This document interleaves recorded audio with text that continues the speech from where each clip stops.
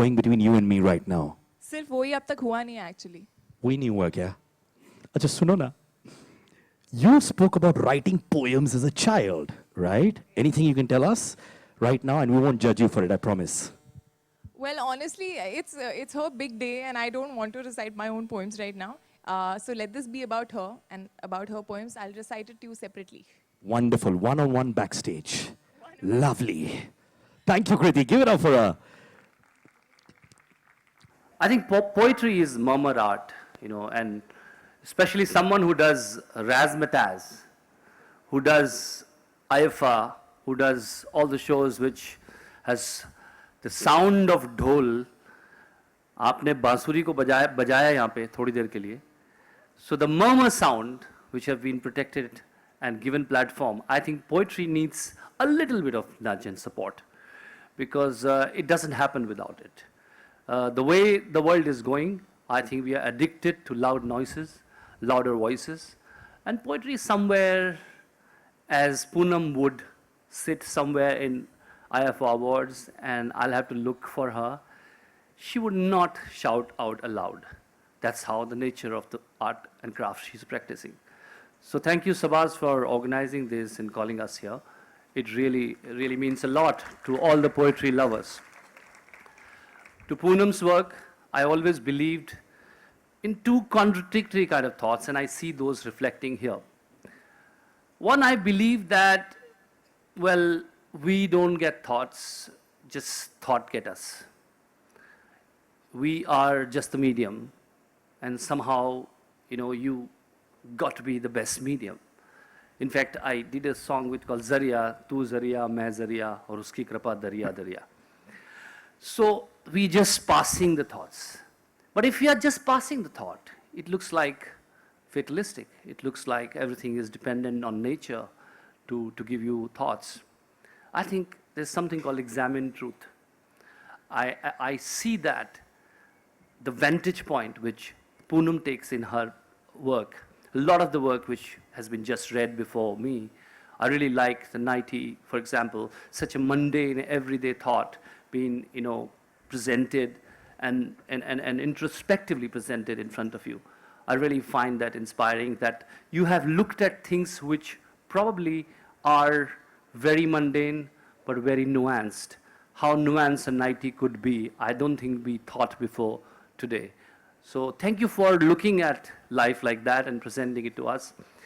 And I would read a poem, I would have read many, but this is Misfits. One thing which again and again coming out in her poetry is that she's brutally honest about what she feels, self-deprecating at times. And that's what I think a poet has to be, absolutely honest. And there is no pretentious note here in any of her work. And that's the essential, I think, for a poet. Hello, hello, hello. Oh, Mansi, thank you. I thought I was tall, but okay.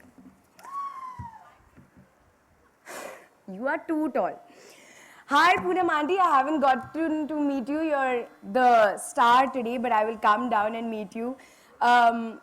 First of all, I want to say that, Prasoon sir, you just said that, you've seen Poonam Aunty at IFA, of course, and she would not make a lot of noise, but I completely disagree. Because for the past 3 years, I have been sitting right next to her. We've been, of course, using our contacts, she herself sneaking in food, and she's my CT partner, actually. So we've been whistling at all the acts at IFA and having a rollicking time. But I never thought that Poonam Aunty could, write poetry, or, writing a book is something that is just beyond me, at least. I've never read a poem in my life. I don't understand them at all, I have to be honest. So when I came here in the evening, I said, oh, today is a very, intellectual evening, and I will have to tell everybody, it was such a wonderful poem, and I understood every word, but I'm not quite understanding most of them. But I have to say that the one that I have, the one that she's chosen for me, I read many, many times to make sure that I understood it.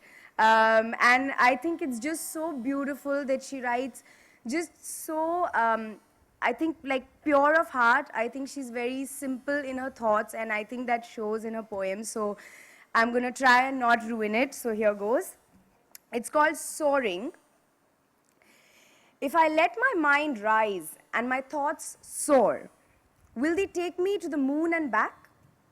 Will I float above the soft white clouds? Will I encounter an alien attack? Maybe I'll sit on a butterfly's wing and flit from flower to flower, light and bright, a perfect delight, to be loved and admired from afar. I understood everything abhi tak. Or should I perch on a strong tree branch and sway to the song of the wind, as chirping birds flap gently by, some wild, some disciplined? As an adult, if I have childlike thoughts, will people around me laugh? Will they think that I'm on the brink and tell me I've gone far enough? Oh, carefree days that did amaze, I so desperately want you back. I want to be strong with my troubles gone, not always bemoaning what I lack. Struggles and troubles, anxiety and angst are constant companions as we grow. So cherish your dreams, let out those screams, for where they'll take you, you will never know. Not bad, huh? Thank you, Poonam Aunty, first of all, for inviting all of us. I am so happy and pleasantly surprised that you can write so well. I'm so, oh, did I say that wrong? See, this is why I don't write, you know. We are given dialogues, we say them.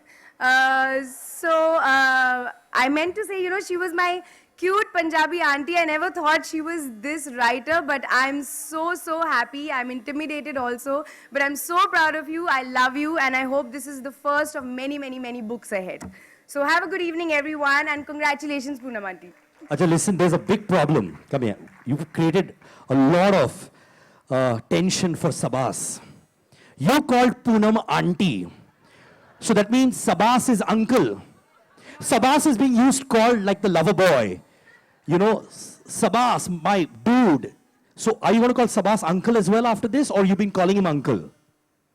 Sir. No, but I wanted to call him uncle once. Say, no, Sabas uncle. Come on, how can wife be auntie and he can't be uncle? Right, Viraf? Absolutely, okay, just say once, try, once, please. Sabas uncle. Why? This is not being fair, man. What about equality and all? No, he's sir. You know, remember the payments thing? With you also. Yeah. So, sir, it's an honor to be here. And Poonam Aunty, I love you. Ladies and gentlemen, from now on, everyone in this place calls Sabas uncle.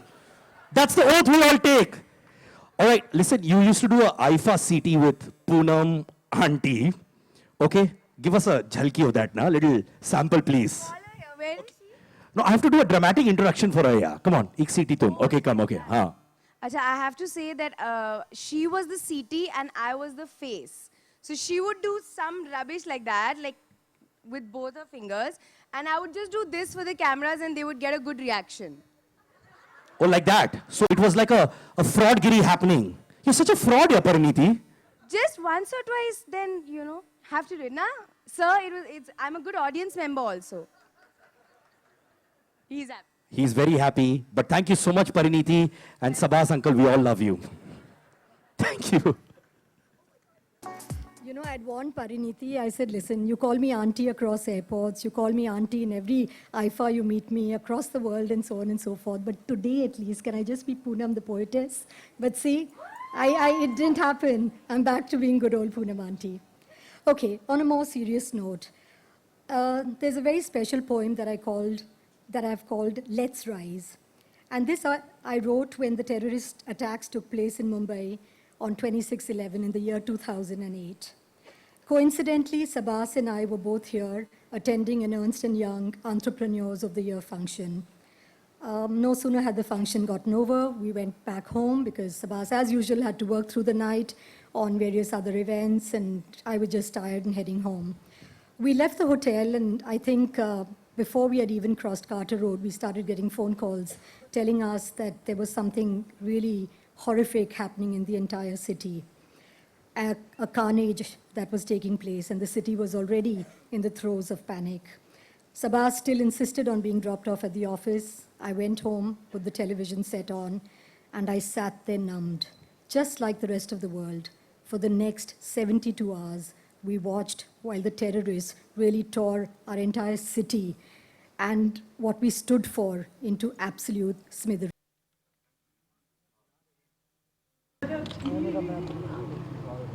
The city as usual was caught in a trap as evil-minded beings they jar continued to rat. Our security forces and politicians roused.